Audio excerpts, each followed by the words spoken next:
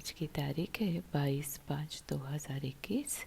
प्रातः मुरली बाप दादा मधुबन। ओम शांति। आज बाबा कह रहे हैं कि अपना सब कुछ ईश्वरीय सेवा में सफल कर भविष्य बना लो, क्योंकि मौत सिर पर है।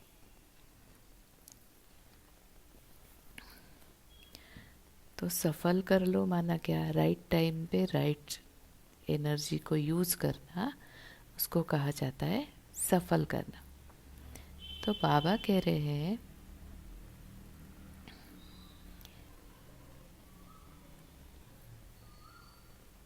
कि बच्चे जैसे हर चीज़ का एक टाइम होता है ना। कई बार हम बहुत सारा दान धर्म करते हैं अलग अलग टाइम पे। तो अभी बाबा बता रहे कि ये डायरेक्ट परमात्मा हमारे सामने है ना, तो इतना टाइम तो हम भगवान को पहचानते नहीं थे। तो इनडायरेक्ट वे में जो भी देना करना होता था, दान धर्म, वो सारा करते थे। लेकिन अब डायरेक्ट परमात्मा जब हमारे सामने है, तो उसके निमित्त जब हम कोई चीज़, तन मन धन सेवा कुछ भी लगाएंगे सेवा में, तो वो डायरेक्टली आपको ज़्यादा फल देगा, है ना। इनडायरेक्टली तो आपको एक जन्म के लिए मिलता है, लेकिन जब डायरेक्ट भगवान सामने है तो आपने पूरे 84 जन्मों के लिए जैसे एफडी बना लिए, है ना। तो चलिए अभी आगे परमात्मा महावाक्य सुनते हैं। मीठे बच्चे, अपना सब कुछ ईश्वरीय सेवा में सफल कर भविष्य बना लो, क्योंकि मौत सिर पर है। तो ज्ञान सुनते हुए भी बच्चों में उसकी धारणा क्यों नहीं होती है? आज का प्रश्न, ज्ञान सुनते हुए भी बच्चों में उसकी धारणा क्यों नहीं होती है? उत्तर, क्योंकि विचार सागर मंथन करना नहीं आता है। बुद्धि योग देह और देह के संबंधों में लटका हुआ है। पहले जब बुद्धि से मोह निकले तब कुछ धारणा भी हो।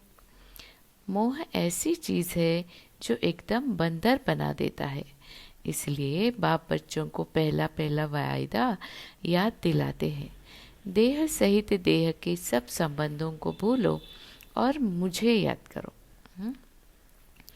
बाबा कहते हैं ज्ञान सुनते हुए भी धारणा क्यों नहीं होती है? क्योंकि विचार सागर मंथन करना नहीं आता है। तो विचार सागर मंथन करेंगे तो बाबा जो कहना चाहते हैं सूक्ष्म से सूक्ष्म पॉइंट हमारी बुद्धि में टच होता है। हाँ, और दूसरा ये कि जब हम अपने को देह समझ के बाबा के सम्मुख बैठते हैं तो फिर वो ज्ञान ज़्यादा लंबे समय तक हमारी बुद्धि में नहीं टिकता है। हाँ, इसलिए मैं आत्मा हूँ, परमात्मा मुझको पढ़ा रहे। तो किसको पढ़ा रहे? परमात्मा। वो तो हमारे शरीरों को देखता ही नहीं है, वो तो आत्मा, हम आत्माओं को वो बच्चे बच्चे कह के बुलाता है। तो वो जब हमको कह रहे हैं तो हमको भी उस स्थिति, जब परमात्मा अपनी स्थिति में स्थित है तो हमें भी अपनी स्थिति में स्थित होना पड़ेगा। तब हम दोनों एक लेवल पे होंगे, तब हमारी बुद्धि में ज्ञान धारण होगा। तो मैं आत्मा इन कानों द्वारा परमात्मा के महावाक्यों को सुन रही हूँ। तो जब हम इस स्थिति में बैठेंगे तो लंबे समय तक ज्ञान बुद्धि में धारण होगा। तो बाबा कहते हैं पहले बुद्धि से मोह निकले तब कुछ धारणा भी हो। तो ये जो मोह है, ये शरीर देह भान में रहेंगे तो मोह के साथ अटैच रहेंगे। इसलिए बाबा बार बार कहते हैं ना, अपने को आत्मा समझो और मुझ बाप को याद करो। तो मोह ऐसी चीज है जो एकदम बंदर बना देता है। इसलिए बाप बच्चों को पहला पहला वायदा याद दिलाते हैं। देह सहित देह के सब संबंधों को भूलो और मुझे याद करो। तो वो गीत है भोलेनाथ से निराला। ओम शांति। बाप बैठ समझाते हैं, अब बच्चों को यह तो अच्छी तरह मालूम है कि बेहद के बाप को ही कहा जाता है बिगड़ी को बनाने वाला। कृष्ण बिगड़ी को सुधार नहीं सकते। तभी तो हम परमात्मा को बुलाते हैं ना, बिगड़ी को सुधारने के लिए। तो क्या बाबा कहते गीता का भगवान कृष्ण नहीं शिव है। तो कृष्ण कौन है? फर्स्ट प्रिंस, सतयुग का फर्स्ट प्रिंस है। इसीलिए वो बिगड़ी को सुधारने नहीं आएंगे, क्योंकि वो जहाँ होंगे वहाँ कुछ बिगड़ता ही नहीं है। अब बिगड़ा कहाँ है? सारा इस कल्प के अंत में। तो अंत में परमात्मा आते हैं और फिर उसको सुधारने का रास्ता हमको बताते हैं। तो बाबा कहते हैं तो शिव बाबा रचयिता है और कृष्ण है रचना। तो परमात्मा हाईएस्ट है और श्री कृष्ण उनका पहली पहली रचना। तो स्वर्ग का वर्षा देने वाला स्वर्ग का रचयिता ही हो सकता है। हाँ, जो श्री कृष्ण की आत्मा है वो भी हमारे साथ अभी जन्म मरण चक्र में है। तो फिर वो हमें वर्षा कैसे देंगे? वो नेक्स्ट टू गॉड है, लेकिन गॉड नहीं हो सकते हैं। तो बाबा कहते यही भारत की मुख्य बड़ी भूल है। श्री कृष्ण को बाबा कोई कह नहीं सकता। तो वर्षा बाबा से ही मिलता है और भारत को ही मिला था। भारत में ही श्री कृष्ण शहजादा और राधे शहजादी गाई हुई है। हाँ, तो भारत में इतना ज़्यादा राधे कृष्ण का वर्णन होता है, उनकी लीलाएं भागवत आदि में सारा जो लिखा हुआ है। तो ये सारी महिमा भारत में ही होती है श्री कृष्ण की और राधे की। क्यों होती है? क्योंकि जब भगवान भारत में आए थे तो पहले पहले जिस आत्मा को अडॉप्ट किया था वो श्री कृष्ण की और राधे की ही आत्माएं थी।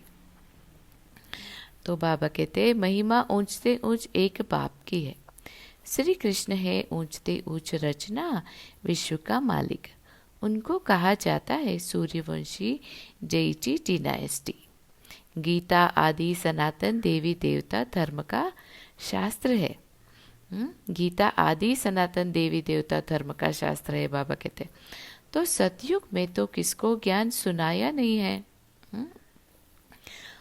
संगम पर ही बाप ने सुनाया है।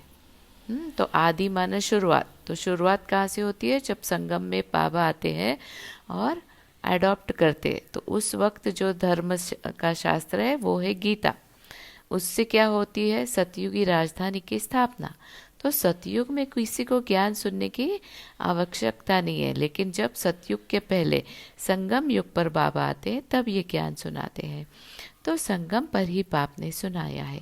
चित्रों में भी पहले ये सिद्ध करना है, दोनों के चित्र देते हैं। गीता का भगवान यह रचयिता है जो पुनर्जन्म रहित है, न कि श्री कृष्ण रचना। तो बाबा कहते हैं दोनों के चित्र देते हैं और फिर कहते हैं कि आप ही, बाबा कहते हैं ना, आप ही डिसाइड करो कि जो शास्त्रों में पढ़ा है वो सही है या जो मैं कह रहा हूँ वो सही है। बाबा कहते हैं अंधश्रद्धा से फॉलो नहीं करना है, आप अपनी बुद्धि से जज करो। तो भगवान तो पुनर्जन्म में आते ही नहीं है, एक ही बार धरती पर आते हैं और ये हमको ज्ञान देते हैं, हमको देवी देवता बनाते हैं, नई दुनिया की स्थापना करते हैं। लेकिन श्री कृष्ण जो है वो रचना है। तो वो तो वो है गीता का भगवान या शिव बाबा है, ये तुम जज करो। बाबा कह रहे तो तुम जानते हो शिव बाबा ही हीरे तुल्य बनाते हैं। गाया भी जाता है हीरे तुल्य कौड़ी तुल्य। जिसकी बुद्धि अच्छी शार्प होती है ना उसको कहा जाएगा हीरे तुल्य, और जिसकी बुद्धि में अभी कुछ भी ज्ञान नहीं है तो उनको कहा जाता है कौड़ी तुल्य। तो बाबा कहते हैं बच्चों की बुद्धि में ये रहना चाहिए कि बाप का फरमान है तुम मुझे याद करो और वर्षे को याद करो। तो वो है बेहद का बाप। कृष्ण तो है हद का मालिक। तो पूरी सृष्टि का जो बाप है वो है शिव बाबा। श्री कृष्ण तो है हद का मालिक। जब श्री कृष्ण होंगे तब सिर्फ भारत का ही राज्य होगा ना, तो वो तो सभी धर्म की सभी आत्माओं का पिता हो नहीं सकता है। लेकिन शिव बाबा जिसको अलग अलग धर्म वाले भी अलग अलग नामों से पुकारते, तो वो है बेहद का बाप, है ना। वो गॉड फादर, अल्लाह, अलग अलग नाम से बुलाते हैं। तो भले ही वो विश्व का राजा बनता है, श्री कृष्ण विश्व का राजा बनता है। शिव बाबा तो राजा नहीं है ना। शिव बाबा तो सिर्फ क्या करते हैं, शिव बाबा की महिमा क्या है, बाप, टीचर, सदगुरु। और वो क्या करते हैं, हमको पढ़ाई पढ़ाते हैं और हमको अपना राज्य भाग्य सौंप देते हैं, और फिर खुद कहाँ चले जाते हैं, वानप्रस्थ में, परम धाम में जाकर वानप्रस्थ में स्थित हो जाते हैं। तो बाबा कहते हैं गीता की वास्तव में बड़ी महिमा है, साथ साथ भारत की भी महिमा है। भारत सब धर्म वालों का बड़ा तीर्थ है।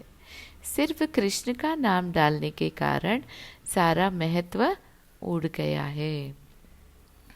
इस कारण ही भारत कौड़ी तुल्य बन गया है। तो है तो ड्रामा अनुसार, परंतु सावधान करना होता है ना। कुछ चीज़ों में वार्निंग देनी पड़ती है। हाँ, जैसे ये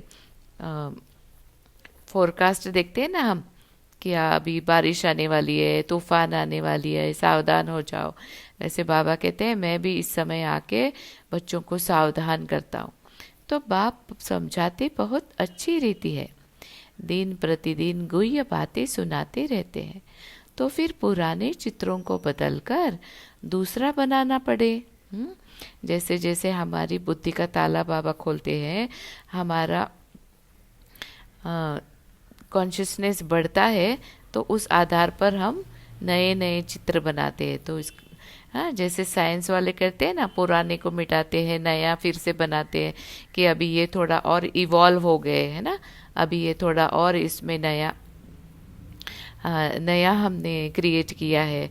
तो ऐसे हर चीज़ इवॉल्व होती है। तो बाबा कहते हैं तो तुम्हारे ये चित्र है ना, इनको भी इवॉल्व होना पड़ता है।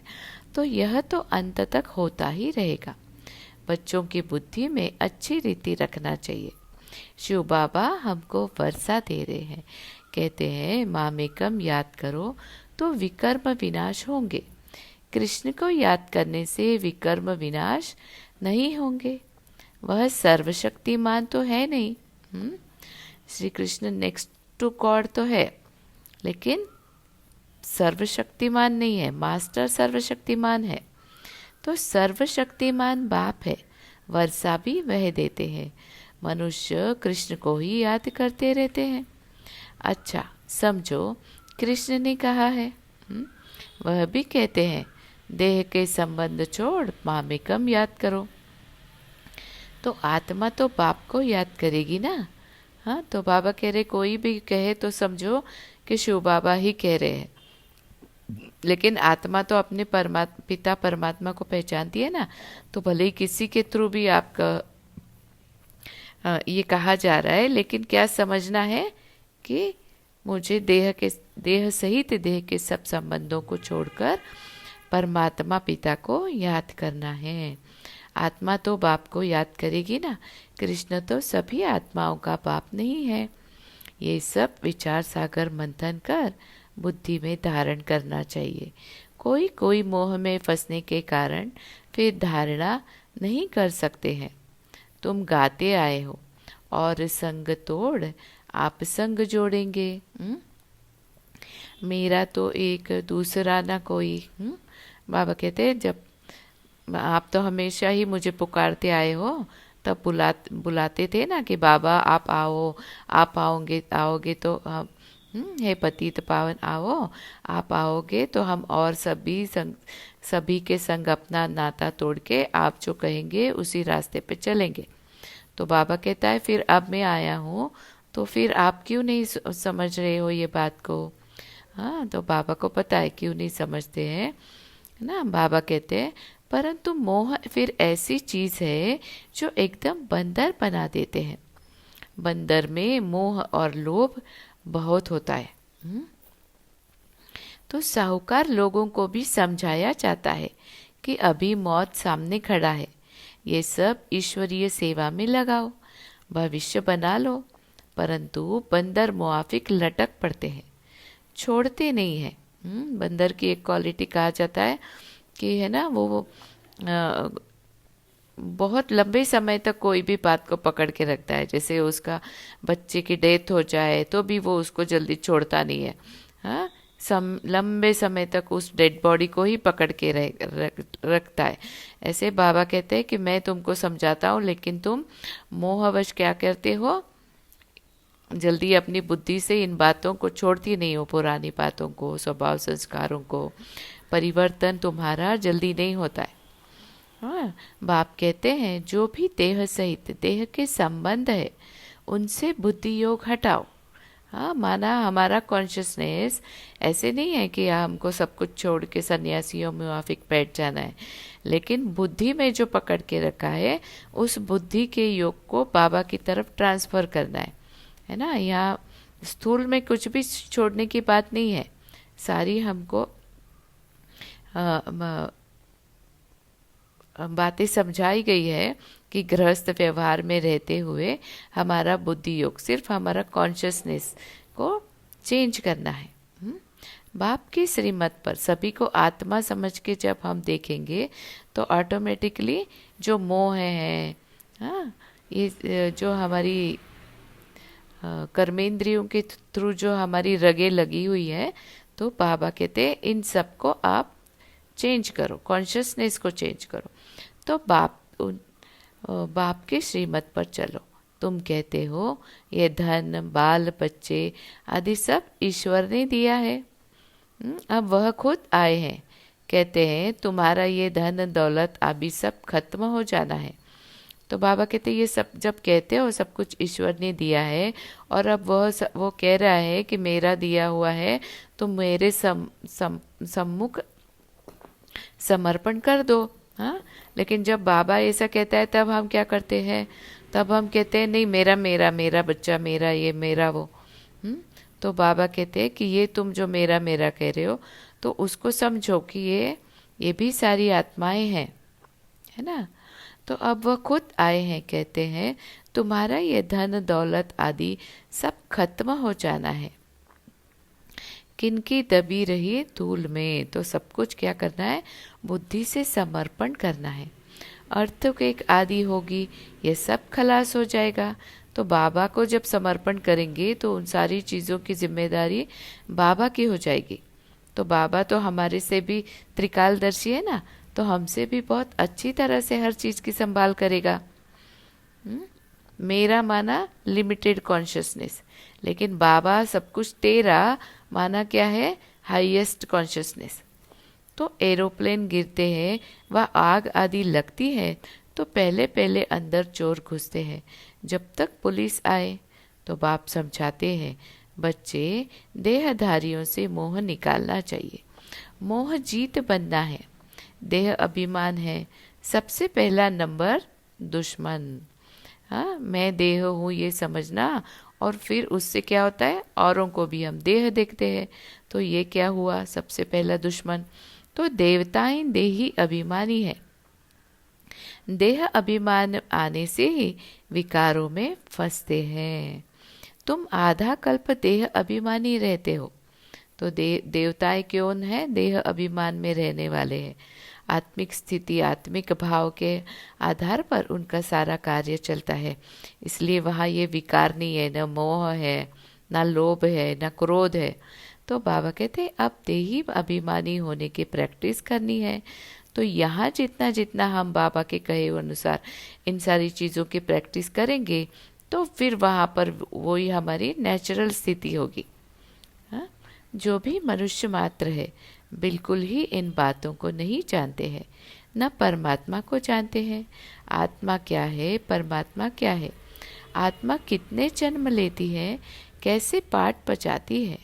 हम एक्टर्स हैं, यह किसको पता नहीं है, इसीलिए ऑर्फन निधन के कहा जाता है।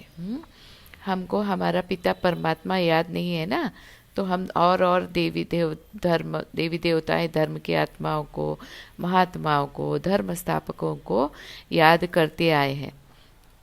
इसीलिए हमको बाबा कहते हैं कि तुम बिल्कुल ऑर्फन की तरह हो गए हो, जो जिधर आपको कहता है ये इधर है, तो आप उधर उधर चले आए हो अभी भक्ति मार्ग, इसीलिए तुम नीचे गिर गए हो। तो वह तो कह देते आत्मा ज्योति में लीन हो जाती है ना। अब उनको परमात्मा का डायरेक्ट परिचय है नहीं, तो वो क्या कहते हैं कि आत्मा परमात्मा में लीन हो जाती है, परंतु आत्मा तो अविनाशी है। आत्मा में ही 84 जन्मों का पाठ नूंदा हुआ है। आत्मा का पाठ अलग है, 84 जन्मों का। हाँ, आत्मा जन्म मरण के चक्र में आती है, परमात्मा जन्म मरण के चक्र में नहीं आते हैं। तो परमात्मा का पाठ हाईएस्ट है। तो आत्मा अगर परमात्मा में विलीन हो जाएगी तो दोनों का पाठ एक हो जाएगा। तो फिर आत्मा का पाठ, आत्मा जो अविनाशी है, वो कैसे सिद्ध होगा? तो बाबा कहते भी है कि आत्मा स्टार है, फिर भी समझते नहीं है। आत्मा सो परमात्मा कह देते हैं, बाप को बिल्कुल जानते नहीं। आत्मा के लिए भी कहते हैं भ्रुकुटी के बीच में सितारा चमकता है। तो परमात्मा के लिए तो कुछ बताते नहीं है। वह भी परम धाम में रह परमात्मा के लिए तो कुछ बताते नहीं है। उनको परम आत्मा कहा जाता है। वह भी परम धाम में रहते हैं। वह भी बिंदी है। परम आत्मा का मतलब ये नहीं है कि वो कोई बहुत बड़ा उनका स्वरूप है। लेकिन बाबा कहते हैं कि कार्य में परम जन्म मरण चक्र में नहीं आते हैं। इसीलिए ज्ञान का सागर, शांति का सागर, प्रेम का सागर, सर्वशक्तिमान, महिमाओं के आधार पर वो बहुत बड़े हैं। लेकिन स्वरूप हम बाबा भी बिंदी और हमारा भी स्वरूप सेम ही है। तो बाबा कहते हैं वह भी बिंदी है, तो सिर्फ पुनर्जन्म रहित है और आत्माएं पुनर्जन्म में आती है। परमात्मा के लिए कहा जाता है ज्ञान का सागर, आनंद का सागर, पवित्रता का सागर है। देवताओं को यह वर्षा किसने दिया? बाप ने। तो सर्वगुण संपन्न, 16 कला संपूर्ण इन देवताओं जैसा अभी कोई है नहीं। तो परमात्मा की महिमा हमने क्या की? सागर समान, अनलिमिटेड। और हमारे देवताओं की महिमा क्या है? सर्वगुण संपन्न, 16 कला संपूर्ण, माना लिमिटेड है उनकी महिमा। तो बाबा कहते उन्हों को ये वर्षा कैसे मिला ये कोई को पता नहीं। बाप ही आकर समझाते हैं। उनको ही ज्ञान का सागर कहा जाता है। इस समय आकर ज्ञान देते हैं, फिर प्राय लोप हो जाता है। फिर होती है भक्ति। उनको ज्ञान नहीं कहा जा सकता। ज्ञान से तो सद्गति होती है। जब दुर्गति हो तब सर्व का सद्गति दाता ज्ञान का सागर आए। तो बाप ही आकर ज्ञान स्नान कराते हैं। वह तो पानी का स्नान है, उससे सद्गति हो नहीं सकती। पानी के स्नान से क्या होता है? शरीर की शुद्धि होती है। लेकिन परमात्मा जब आत्माओं को ज्ञान देते हैं तब उनकी आत्मा की सद्गति होती है। तो बाबा कहते हैं ये थोड़ी बातें भी धारण करनी चाहिए। मुख्य मुख्य जो अच्छे अच्छे चित्र हैं वह बड़े होने चाहिए। जो कोई अच्छी रीति समझ जाए, अक्षर बड़े अच्छे हो। चित्र बनाने वालों को यह बुद्धि में रखना चाहिए। किसी को भी बुलाना है, निमंत्रण देकर कि आकर परमपिता परमात्मा का परिचय लो और भविष्य 21 जन्म के लिए बाप से वर्षा लो। पॉइंट्स बुद्धि में रखनी है। चित्र बड़े अच्छे होने चाहिए। बाबा ने कहा समझाने के लिए भी आपको बहुत क्लैरिटी से समझाना है। तो ये सारा बाबा क्या कह रहे हैं? प्रदर्शनी में हम जितना क्लैरिटी से समझाएंगे उतना आने वाली आत्माओं को क्लैरिटी आएगी। तो भाइयों और बहनों, पारलौकिक बाप से बेहद सुख का स्वराज्य कैसे मिलता है सो आकर समझो। बेहद के पाप से वर्षा पाना सीखो। इसमें डरने की तो बात ही नहीं है। तो बाबा कहते हैं कि बाप भक्ति मार्ग में क्या करते हैं? हर चीज डर के करते हैं ना। कहते हैं कि I am a God fearing person. तो बाबा कहते हैं ऐसे डर डर के कि परमात्मा की महिमा जो अलग तरह से कर दी है। तो बाबा कहते हैं कि अब इसीलिए आत्माओं को परमात्मा से डर लगता है। और क्या होता है? इसीलिए वो परमात्मा के सम्मुख आते हुए डरते हैं। तो बाबा कहते हैं कि नहीं, बुलाते रहते हैं, हे पतित पावन आओ। बाप भी कहते हैं, काम महाशत्रु है, पावन दुनिया में जाना है तो पवित्र जरूर बनना है। अब पतित पावन को बुलाते हैं और फिर डरते भी हैं। तो बाबा कह रहे हैं कि पावन दुनिया में जाना है तो बाबा के सम्मुख आना पड़ेगा। वो कैसे आपको अपना कर्तव्य निभाते हैं ये समझना पड़ेगा, तभी आपका ये डर निकलेगा। तो पतित उनको कहा जाता है जो विकार से जन्म लेते हैं। सतयुग त्रेता में विष होता नहीं, उनको कहा ही जाता है संपूर्ण निर्विकारी दुनिया। विकार है ही नहीं। फिर यह तुम क्यों पूछते हो कि बच्चे कैसे पैदा होते हो? तुम निर्विकारी तो बनो। हाँ, प्रदर्शनी में कोई आते हैं फिर कहते हैं कि वहाँ पर सतयुग त्रेता में अगर निर्विकारी दुनिया है तो वहाँ बच्चे कैसे पैदा होंगे। तो बाबा कहते हैं कि उनको ऐसे समझाओ कि तुम पहले आओ, निर्विकारी तो बनो, फिर तुमको समझ में आएगा। अभी तुमने केजी में दाखिला दिया है और आप 10th स्टैंडर्ड की पढ़ाई के बारे में विचार करो या सोचो तो कैसे होगा, है ना। तो जैसे जैसे हम ये पढ़ते जाएंगे, आगे बढ़ते जाएंगे, समझते जाएंगे, तब ये गुह्य पॉइंट्स हमारी बुद्धि में समझ में आ जाएंगे। तो बाबा कहते हैं बच्चा जैसे होना होगा वैसे होगा, है ना। हर टाइम पे एक एक चीज़ रिवील होती है ना, एक ही साथ सब कुछ पता नहीं चल जाता है। तो वैसे बाबा कह रहे तुम यह पूछते ही क्यों हो? तुम बाप को याद करो तो जन्म जन्मांतर के विकर्म विनाश हो जाए। ये है ही पाप आत्माओं की दुनिया। और जैसे जैसे विकर्म विनाश होते जाएंगे आपकी बुद्धि हल्की होती जाएगी, बुद्धि का भार कमती होते जाएगा। वैसे वैसे आपको बाबा क्या कह रहे और दुनिया वाले क्या कह रहे या शास्त्रों में क्या लिखा है, इन बातों की क्लैरिटी आती जाएगी। इसीलिए पहली शुरुआत विकर्म विनाशों से करना है। तो वह है पुण्य आत्माओं की दुनिया। ये अच्छी रीति बुद्धि में बिठाना है। भक्ति का फल भगवान आकर देते हैं। बाप ही सर्व की सद्गति कर स्वर्ग का मालिक बनाते हैं। बाप कहते हैं अब पवित्र बनो, मामेकम याद करो, ये है महामंत्र। क्या ना, भागवत में भी लिखा है भक्ति का फल है ज्ञान और वैराग्य। तो परमात्मा धरती पर आते हैं और हमको ये ज्ञान जो देते हैं ये क्या है, हमारी भक्ति का फल है। तो अब क्या मंत्र देते हैं, मुझ एक को याद करो और पवित्र बनो। तो बाप से वर्षा ज़रूर मिलेगा। बाप कहते हैं तुम मुझे याद करो तो तुम सतोप्रधान बन जाएंगे। सीढ़ी पर समझाना है, सीढ़ी का जो चित्र है उस पर समझाना है कि सतयुग त्रेता में हम कितने हाईएस्ट थे, फिर दिन प्रतिदिन नीचे नीचे सीढ़ी से नीचे उतरते उतरते हम कैसे तमो प्रधान बन गए। तो बाबा कहते हैं दिन प्रतिदिन हर चीज सुधरती जाती है, इनमें क्लियर कर लिखना है। ब्रह्मा द्वारा आदि सनातन देवी देवता धर्म की स्थापना, हर चीज़ का एवोल्यूशन होता है ना। तो बाबा कहते हैं तो ये कैसे समझाना है कि ब्रह्मा द्वारा आदि सनातन देवी देवता धर्म की स्थापना अभी यहाँ पर हो रही है। जब आदि सनातन देवी देवता धर्म था तो और कोई धर्म नहीं था। जो पवित्र बनते हैं वही पवित्र दुनिया में आएंगे। जितनी ताकत तुम्हारे में भरती जाएगी उतना पहले आएंगे।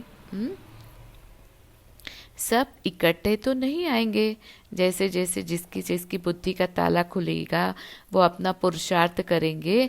तो बाबा कहते हैं कि जो वैसे वैसे वो अपने नंबरवार पुरुषार्थ अनुसार आएंगे।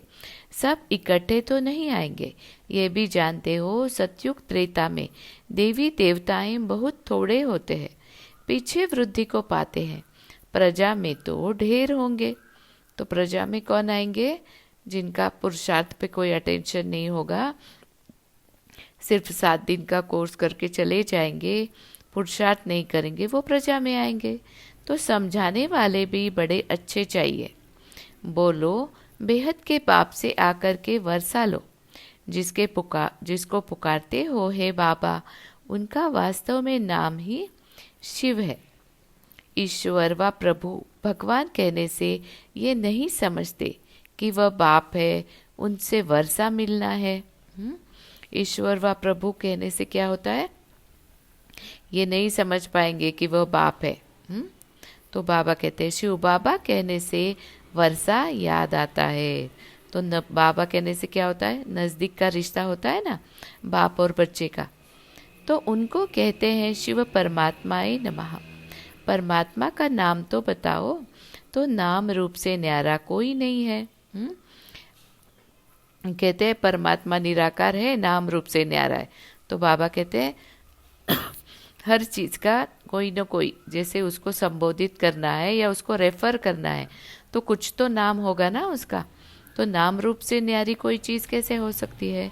तो बाबा कहते हैं कि उनका तो नाम शिव है। तो परमात्मा का जो नाम है वो उनके कर्तव्य के आधार पर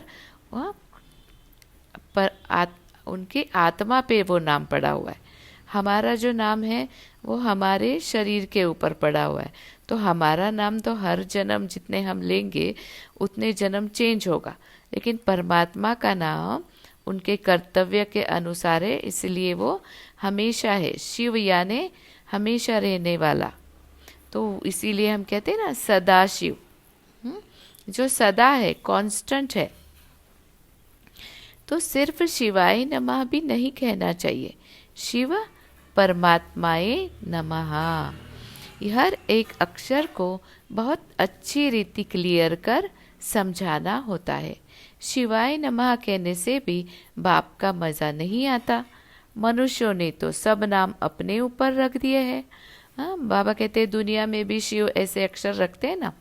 तो बाबा कहते इसीलिए ऐसे परमात्मा का नाम जब रेफर करते हो तो कहो कि शिव परमात्माए नमः।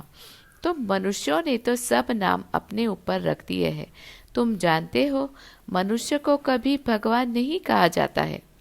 हाँ, मनुष्य तो जन्म मरण के चक्र में आते हैं ना, तो वो भगवान कैसे हो सकते हैं।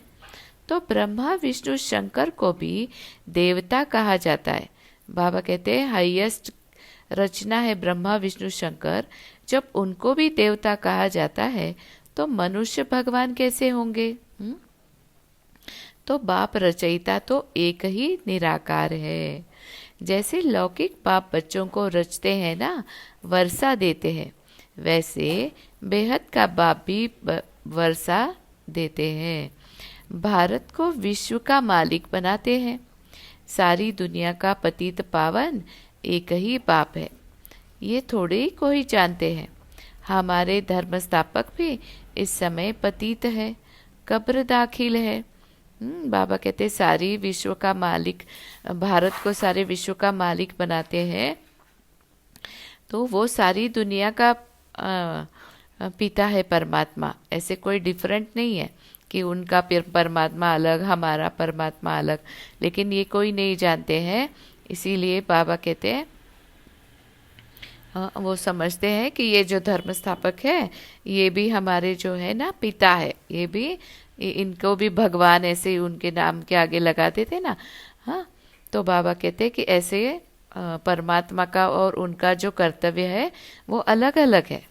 तो अभी ये सारे धर्म स्थापक भी हमारे साथ चल रहे हैं ना जन्म मरण के चक्र में। इसलिए बाबा कहते हैं हमारे धर्म स्थापक भी इस समय पतित है, कब्र दाखिल है। अभी सबकी कयामत का समय है, बाप ही आकर सबको उठाएंगे। कयामत के समय ही खुदा भगवान आते हैं। हाँ, जब धर्म की अति ग्लानि होती है, अंत का समय है, तभी भगवान आते हैं।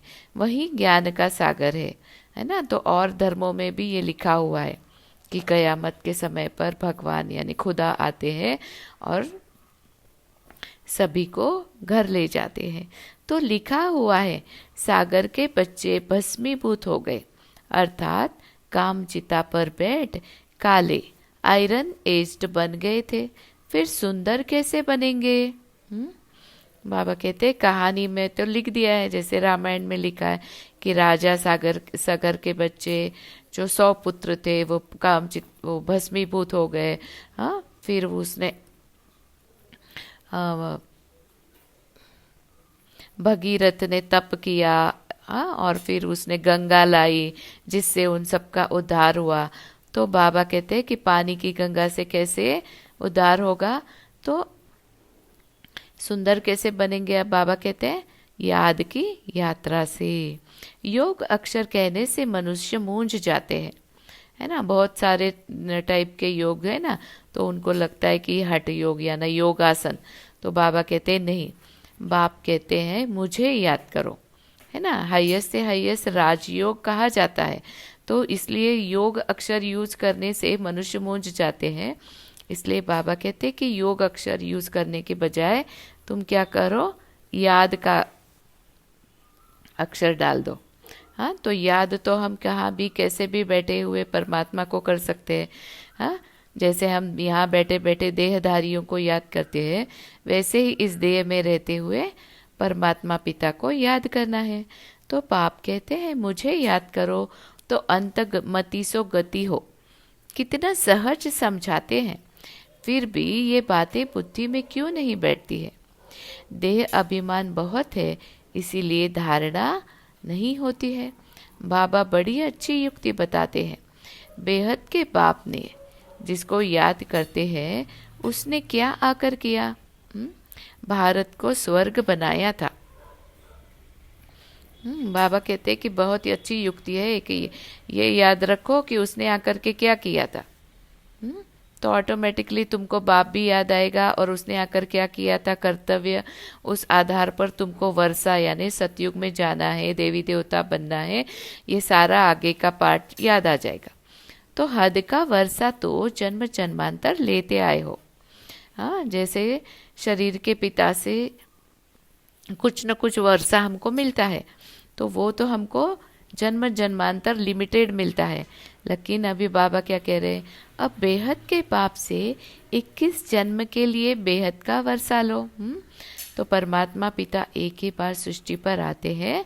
हम आत्माओं को अपना ज्ञान योग से तैयार करके 21 जन्मों के लिए बेहद का वर्षा देते हैं। तो सतयुग त्रेता में देवताएं राज्य करते थे, सूर्यवंशी फिर चंद्रवंशी, सो वैश्यवंशी फिर शूद्रवंशी। पहले सूर्यवंशी, चंद्रवंशी, फिर द्वापर से वैश्यवंशी और कलयुग अंत में शूद्रवंशी। तो 100 अक्षर डालने से सिद्ध होता है कि वही पुनर्जन्म लेते हैं, वर्णों में आते हैं। तो पूरा पार्ट कौन प्ले कर रहा है 84 जन्मों का, सूर्यवंशी, चंद्रवंशी, शूद्रवंशी और वैश्यवंशी और शूद्रवंशी, जो देवी देवता धर्म की आत्माएं हैं।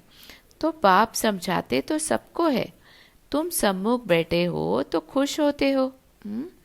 कोई कोई की तकदीर में नहीं है तो सर्विस करते नहीं है। अभी तन मन धन सब सफल करने का टाइम है ना, तो बाबा कहते हैं कि तकदीर में नहीं है तो सर्विस नहीं करते। तो सर्विस करेंगे तो नाम होगा, कहेंगे बाबा की बच्चियाँ कितनी होशियार है, सब काम करती है, हमको स्वर्ग की बादशाही का वर्षा देती है। यह वक्खर माल भी देती है। हाँ, जो बाबा से हम पढ़ते हैं औरों को पढ़ाते हैं, माना बाबा की जो शॉप है उसमें जो माल भरा हुआ है वो माल हम लेते हैं और औरों को आगे पास ऑन करते हैं। तो बाबा कहते हैं कि ये फिर क्या होगा, बाबा की बच्चियाँ कितनी होशियार है, ऐसी आपकी महिमा निकलेगी। तो यह चित्र है अंधों के आगे आईना, इसमें जादू आदि की बात ही नहीं है। क्योंकि ये जो हमारे चित्र है ये किसी भी धर्मशास्त्र में दिए हुए नहीं है। तो बाबा कहते हैं कि इसलिए ये चित्र क्या है, जिनको ज्ञान नहीं है, जैसे जो ज्ञान के अंधे है ना, स्थूल अंधकार की बात नहीं है, तो उनके आगे ये आईना होगा। तो पवित्रता की ही मुख्य बात है। समझते हैं यह अंतिम जन्म है, स्वर्ग में चलना है तो पवित्र जरूर बनना है। है ना। देवी देवताओं के चित्रों के आगे इतनी पवित्रता है, उनको इतनी पवित्रता शुद्धता में रखते हैं, तो जो जो चैतन्य आत्मा अभी परमात्मा के सम्मुख बैठी है, उसको कितना पुरुषार्थ करना है ना पवित्र बनने के लिए। तो बाबा कहते हैं पवित्रता की ही मुख्य बात है, अपने को आत्मा समझ के आत्मा को पवित्र करने की मुख्य बात है। तब क्या होगा, तब हम अंतिम जन्म में स्वर्ग में चलेंगे और उसके लिए पवित्र बन के चलना है। तो विनाश सामने खड़ा है ना। किसी भी क्षण अगर शरीर का विनाश हो गया तो क्या होगा, है ना। हमारा जो एम ऑब्जेक्ट है कि मुझे ये बनना है या ये कार्य करना है या ये सेवा करनी है, तो वो तो हमारा ना स्वप्न ही रह जाएगा, हमारा कंप्लीट नहीं होगा वो टास्क। तो इसलिए बाबा कहते कि हर घड़ी ये सामने रखो कि विनाश सामने खड़ा है, पावन जरूर बनना पड़े। सन्यासी घर बार छोड़ते हैं पावन बनने के लिए। घर बार छोड़ के किस लिए छोड़ते हैं सन्यासी, पावन बनने के लिए। लेकिन बाबा ने हमको कौन सी युक्ति दी है कि घर गृहस्थ में रहते हुए भी अपने को आत्मा समझो।